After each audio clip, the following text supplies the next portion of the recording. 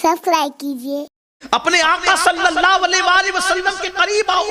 मस्जिदों को आबाद करो, मस्जिदों को आबाद करो, मस्जिदों को आबाद करोगे दिलों को सुकून मिलेगा। हमेशा बावजू रहो, दिलों को सुकून मिलेगा। अस्तगफिरुल्लाह की कसरत करते रहो, तौबा की कसरत करते रहो, दिलों को सुकून मिलेगा। और अपनी गुफ्तगू को समेटते हुए कहूं, देखो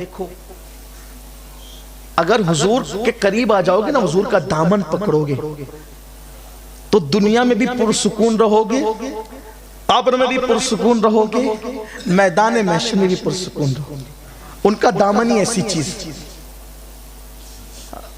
हज़रत अजमल सुल्तानपुरी ने बहुत खूबसूरत बात कही थी, आ गई, अगर आ गई तो हुजूर इमदाद को पहुंचते। हाँ, इसलिए कि जो मुसीबतें आती हैं वो हमारे बुरे अमाल की वजह से आती है। कुरान कहता है वमा असाबकुम मिन मुसीबतिन फबिमा कसबत अयदीकुम, कि तुम्हें जो भी मुसीबत पड़ती है, जो भी मुसीबत आती है वो तुम्हारे अमल की वजह से। जब हुजूर से करीब हो ही जाएंगे तो इंशाल्लाह मुसीबतें नहीं आएगी, और अगर आई भी तो फिर वो मुसीबतें भी रहमत होगी। मेरे आका करीम को अल्लाह ताला ने वो मकाम अता किया है कि हुजूर सारी कायनात को देखते हैं और उम्मत की मुसीबतों को दूर भी करते, मुश्किलात को भी दूर करते। जब सब साथ छोड़ देते तो आका काम आते। मुझे यहाँ पर एक बात याद आती है ताकि आपका हमारा ईमान पुख्ता हो। देखो हुजूर अलैहिस्सलाम से अगर दिल लगाओगे, पहली बात तो दिल लगाने का तरीका क्या है ये बता दो, क्योंकि हम लोग बार बार इश्क रसूल की बात करते हैं, लोग परेशान ही रहते हैं इश्क रसूल मिलेगा कैसे। पहली चीज दुरूद शरीफ की कसरत करें, बावजू रहे दुरूद शरीफ कसरत से पढ़ें, इश्क रसूल पैदा होगा। नाते सुने, इश्क रसूल पैदा होगा। कुरान की तिलावत करें, इश्क रसूल पैदा होगा। आका करीम सल्लल्लाहु अलैहि वसल्लम की सीरत पढ़ें, इश्क रसूल पैदा होगा। और लेकिन इश्क ज़बानी दावे वाला ना हो, इश्क वो हो अच्छा ये भी हुजूर की सुन्नतों पर अमल करें, इश्क रसूल पैदा होगा। क्यों? क्योंकि सुन्नतों पे अमल का मतलब क्या हुआ? सुन्नतों पे अमल का मतलब क्या हुआ? सुन्नतों पे अमल का मतलब ये है हुजूर जैसे बैठते थे ऐसे बैठो, यानी हुजूर की नक़ल करो। जैसे मिसवाक करते थे वैसे मिसवाक करो, जैसे खाते थे वैसे खाओ, जैसे चलते थे वैसे चलो। इसमें क्या होता है? जो जिसकी नकल करता है दो चीजें होती हैं, देखने वाले को याद आता है कि ये किसकी नकल कर रहा है, और करने वाले के जहन में भी रहता है कि मैं किसकी नकल कर रहा हूं। मिसाल के तौर पे आसान जबान में बात समझ में आएगी। देखो हमारे बचपने में एक बहुत मशहूर क्रिकेटर थे, मुसलमान थे, अभी भी हैं। तो जब वो मैदान में दौड़ते थे इत्तेफाक से उनके गले में तावीज था, तो वो तावीज जब दौड़ते थे वो क्रिकेटर, तो वो तावीज इस तरह उछलता था दौड़ने में।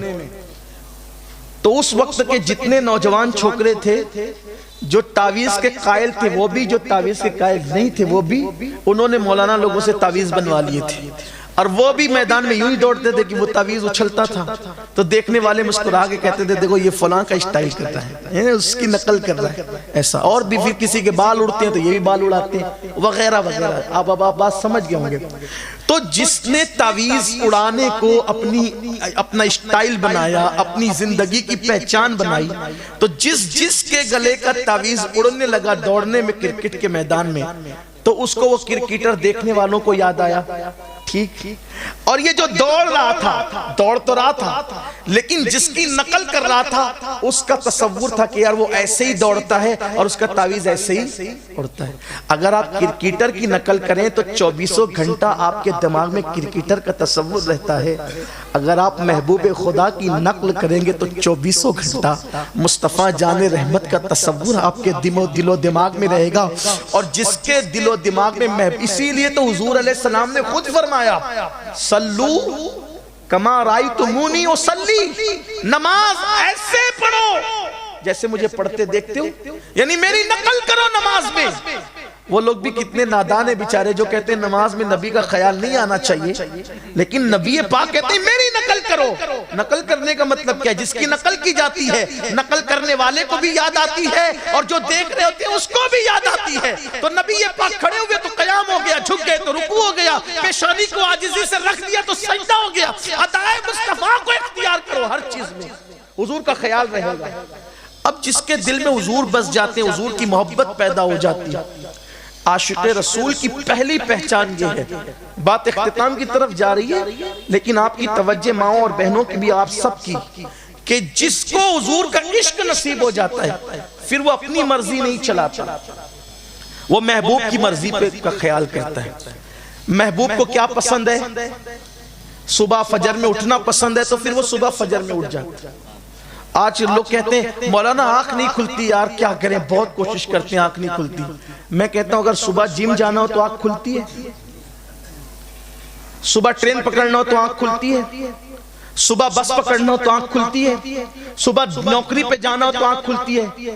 کتنا افسوس ہے نا، اپنے جیسے انسان کی نوکری کرنے کے لیے صبح کو آنکھ کھل جاتی ہے، لیکن اللہ کی خدمت میں جانے کے لیے، اس کی بارگاہ میں جانے کے لیے، اس کی عبادت کے لیے ہماری آنکھ نہیں کھلتی.